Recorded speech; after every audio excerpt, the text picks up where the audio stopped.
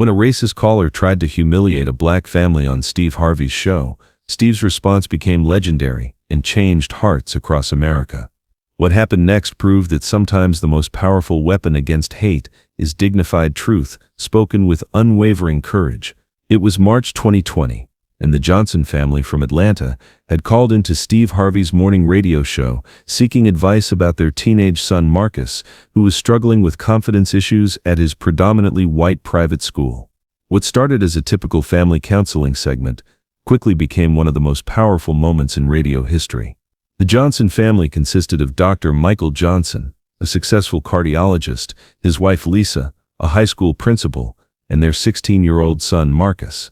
They were an accomplished, loving family, but Marcus had been having a difficult time fitting in at his elite prep school, where he was one of only a handful of black students. "Steve," Dr. Johnson began, "Marcus is a brilliant kid with a 4.0 GPA, but he's been coming home saying he doesn't belong at his school. Some of the kids have been making comments, and it's affecting his self-esteem." "Tell me more about these comments," Steve said, immediately understanding the sensitivity of the situation. Lisa Johnson spoke up. "They've called him diversity hire, even though he earned his place there with his academics. They've asked him why he doesn't talk black, and made jokes about him being there on scholarship when we pay full tuition." "And how is Marcus handling this?" Steve asked. "He started questioning whether he should change schools," Dr. Johnson said. "But we don't want him to run away from ignorance. We want him to learn how to face it with dignity." Steve was preparing to give his usual advice about building confidence and rising above ignorance when his producer signaled that they had callers on the line who wanted to respond to the Johnson family's situation. "We have some callers who heard your story and want to offer support," Steve said. "Let's take the first call. Caller, you're on with Steve Harvey." What came through the speakers next shocked everyone in the studio. "Yeah, Steve. I heard these people complaining about their kids' problems at school," came a voice thick with Southern accent and obvious disdain. "Maybe if they stopped trying to put their kid where he doesn't belong, he wouldn't have these issues." Steve's face immediately changed.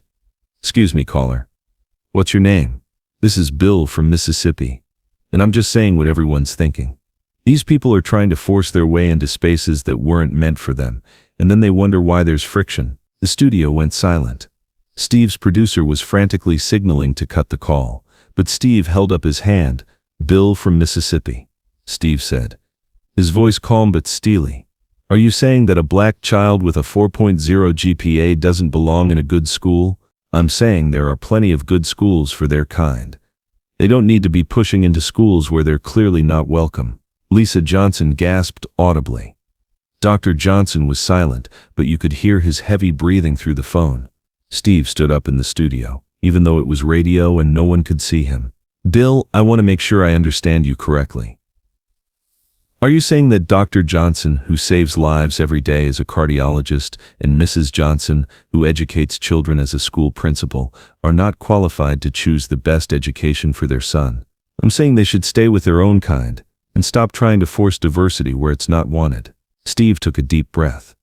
Everyone in the studio knew they were witnessing something significant. "Bill, here's what I'm going to do. I'm going to educate you, not because you deserve it, but because there are people listening who need to hear this." Steve's voice became stronger and more passionate.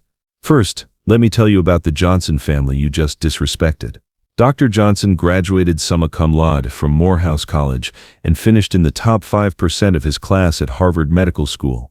He has saved countless lives, including, I guarantee you, the lives of white patients who were grateful for his skill and expertise." Bill tried to interrupt, but Steve continued. "Mrs. Johnson has a master's degree in education and has spent 15 years improving educational outcomes for all children. Black, white, Hispanic, Asian, every child who walks into her school. She has probably done more to help children succeed than you have done in your entire life." "Now, Steve, I didn't mean to." Bill started. "No, Bill, you meant exactly what you said, and now I'm going to finish what I started. Their son Marcus has earned every grade, every achievement, and every opportunity through hard work and intelligence. He doesn't need your permission to excel, and he sure doesn't need your approval to exist in spaces where his talent belongs." Steve's voice was rising now, but it was controlled and powerful. But here's what really gets me.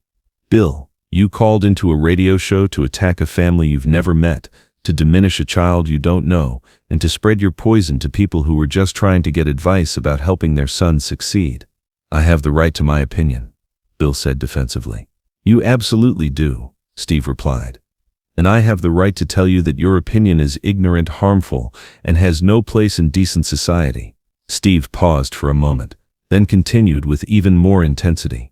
Bill, I want you to think about something. What if Marcus Johnson grows up to be the doctor who saves your life? What if he develops a cure for a disease that affects your family? What if he becomes a leader who makes this country better for everyone? Are you going to tell him then that he doesn't belong? Are you going to turn away his help because of the color of his skin? Bill was silent. Bill, the world is changing, and it's passing people like you by. While you're sitting around worried about who belongs where, families like the Johnsons are building the future. They're raising the next generation of leaders, doctors, teachers, and innovators. Steve's voice became more personal and emotional. I grew up poor and black in Cleveland, Ohio. People like you told me I didn't belong in comedy clubs. I didn't belong on television. I didn't belong hosting game shows. But here's the thing. Bill Furr didn't need your permission then, and the Johnson family doesn't need it now. Let me tell you what Marcus needs to hear, and I'm talking directly to you now, young man. Steve addressed Marcus directly. Knowing the family was still on the line, Marcus, you belong everywhere your talent, your character, and your hard work can take you. You don't need to change who you are to fit into spaces that should be honored to have you. You carry the dreams and sacrifices of generations of people who fought for your right to be excellent wherever you choose to be excellent. Bill from Mississippi represents the past. Son, you represent the future. And the future is bright, brilliant, and beautiful, because it includes young people like you who refuse to be limited by other people's ignorance. Steve turned his attention back to Bill. Bill, I want to thank you for calling today. This surprised everyone. I want to thank you because you reminded everyone listening why we can't get comfortable. You reminded us that racism isn't something that happened in the past. It's something we have to fight against every single day. You reminded the Johnson family, and every black family listening, that raising confident, successful children isn't just about teaching them to excel. It's about teaching them to excel in the face of people who don't want them to succeed. Steve's voice became quieter but more powerful. And Bill, I want you to know something. I forgive you.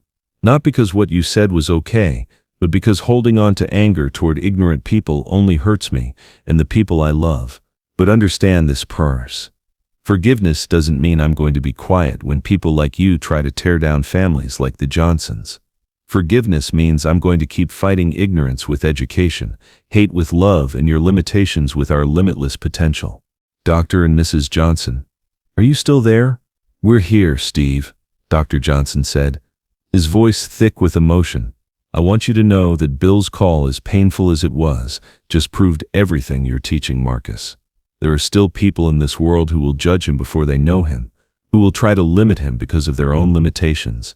But for every Bill from Mississippi, there are thousands of people who recognize excellence when they see it, who celebrate achievement regardless of color, and who understand that diversity makes every institution stronger. Marcus, if you're listening, I want you to remember this moment, not because of what Bill said, but because of how your parents handled it with dignity, how our listeners responded with support, and how you have the power to choose your response to ignorance. Steve addressed the listening audience.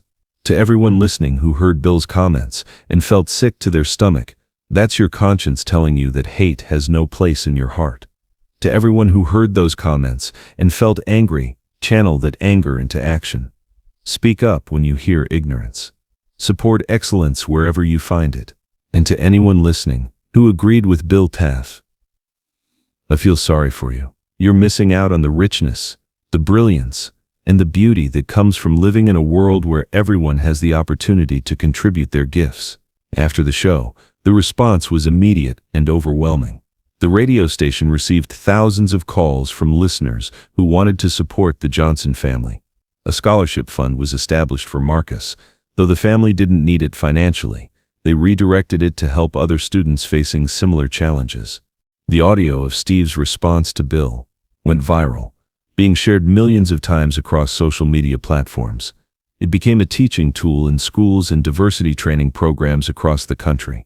6 months later, Steve had the Johnson family back on his show for an update. "Marcus, how are things going at school now?" Steve asked. "Mr. Harvey, something amazing happened after our first call. Students and teachers who had never really talked to me before started reaching out. They had heard the show, and it opened up conversations about racism that nobody had been brave enough to have before. Tell me more about that." "My history teacher used your response to Bill as part of a lesson about standing up to prejudice. Students started sharing their own experiences with discrimination. Not just racial, but religious, economic, all kinds of prejudice," Dr. Johnson added. The school administration also took action. They implemented new diversity and inclusion programming and brought in speakers to address these issues head-on. "And Marcus," Steve asked, "how do you feel about yourself now?" "Mr. Harvey, I realize that Bill's ignorance says nothing about me and everything about him. I belong everywhere I work hard enough to be, and I don't need anyone's permission to be excellent." Steve smiled. "That's exactly right, young man."